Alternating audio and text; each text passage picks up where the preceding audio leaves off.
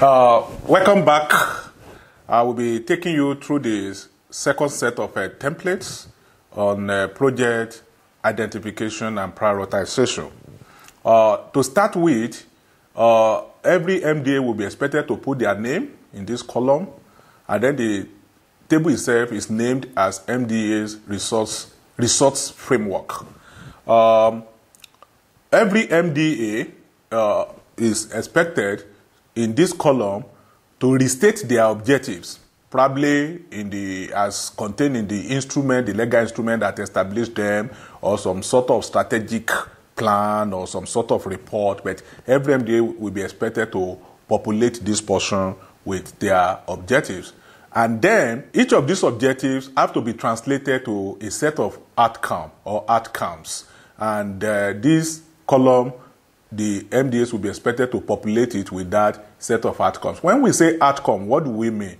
We mean a describable change.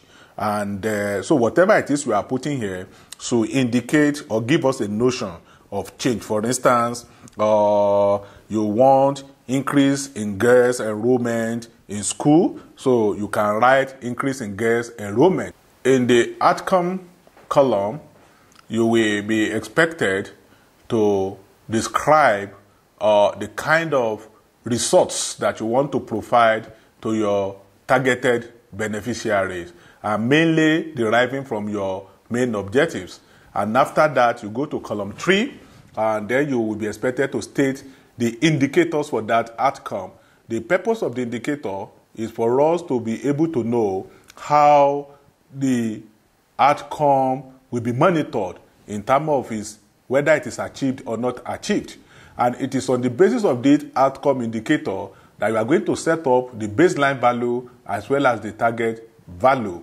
And what you are going to be doing in this baseline column is that each of the indicators that you have identified, you have to place them in terms of their value and in terms of their unit of measurement. Actually, this unit is unit of measurement, and then the year of measurement. If, for instance, you want to increase girl enrollment from, let's say currently the baseline should be as close as to the year that you are going to be projecting going forward. So, for instance, it could be 2014, the year could be 2014, 2015, and you have 20%, and then the unit could be percentage. Or if you are talking of road construction, you could be talking of 90 kilometers of road, so you put 90 here, you put kilometers of road, and then you tell us the year in which that was achieved. Then the target value is where you want, what you want to attain, what you want to achieve going forward, if resources are available. So 2017, you will put a figure there. For 2018, you put a figure there, and then for 2019, because this MDA resource framework is in compliance with medium-term sector strategy, which is usually a 3-year strategy. The next is the program objectives. Now, after you have set up your MDA resource framework, you are expected to come to template 2, where we have already listed on that template the key pillars of government's program as well as priority programs. Each of these pillars have corresponding priority programs. Pillar 1 is economic, Pillar 2 is social delivery, Pillar 3 is infrastructure, Pillar 4 is governance, and Pillar 5 is environment, and Pillar 6 is S&D, regional development. Now, what you are expected to do in this particular template is that in this column of MDA's objective. Now, let me state something here. This template is very simple to use. They have been designed in such a way that they are linked to each other, from the resource measurement framework to up to the time you will be prioritizing your project. The 5 templates are linked together.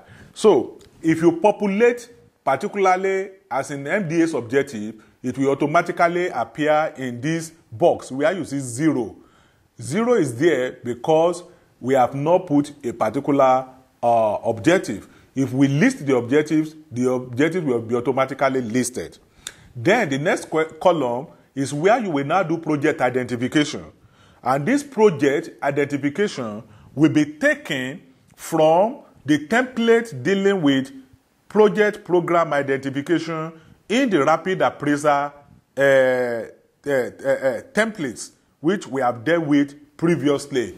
You go there and you pick the project that you think are important that you would like to implement in the year 2017, 2018, 2019, that 3-year period.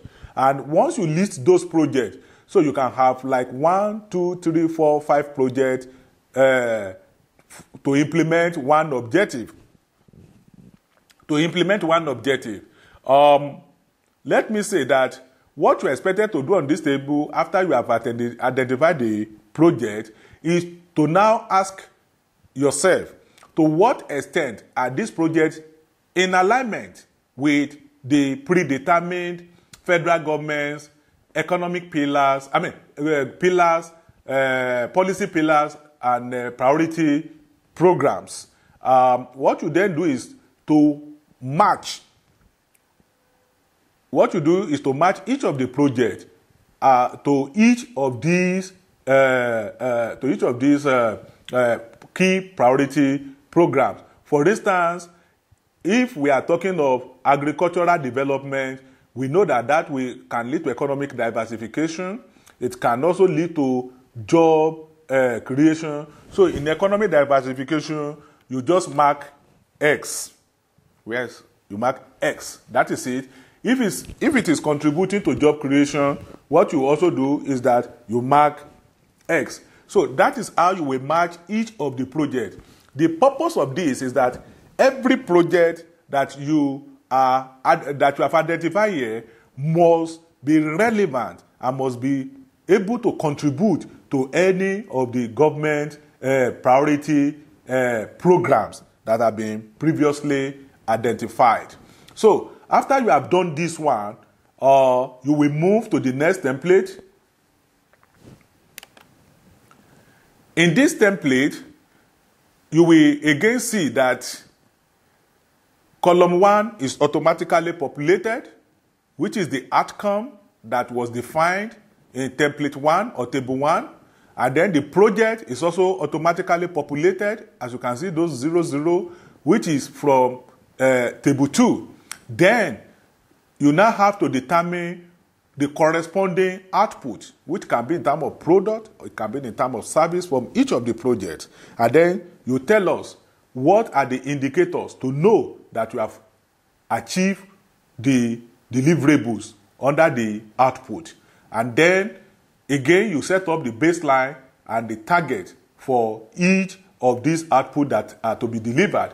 The essence of this table is that you can see that each of the projects is demonstrating that they are contributing to changing people's lives or delivering benefits to citizens or to their target beneficiaries. But at the same time, we can see the physical output from that project and we can actually account for it. So the baseline goes the same way as I've explained under the outcome, and then the target is also the same thing, and then you will be expected to write the name of the MDAs, that is the department and the agencies that are responsible for the delivery of that output. And that is the end of this particular template. So we now move on to the next template, which is template 4. On template 4, the project that have been identified in table 2 will be automatically uploaded. Here are 10 criteria that will help you to make decisions as to how you are going to rank this project. For instance, any project that you introduce, you have to ask yourself the question, to what extent are these projects satisfying these criteria? For instance, we didn't have any project here though, But if you have a project, you ask yourself, is that project critical to the achievement of the sector's or MDA's objective? And there's a drawdown in this box. You will click and then take your cursor to that small arrow, and then you can see the drawdown, which show you 0, 1, 2. If the project is fully in alignment or satisfy the criteria of meeting the objective of the MDAs, you will score it 2. If it is somewhat satisfying that criteria, you will score it 1. If it is not going to satisfy the criteria, you will score it 0. And you will do the same thing for each of the criteria. For instance, the question here is, will the project make significant impact on employment and citizens' welfare?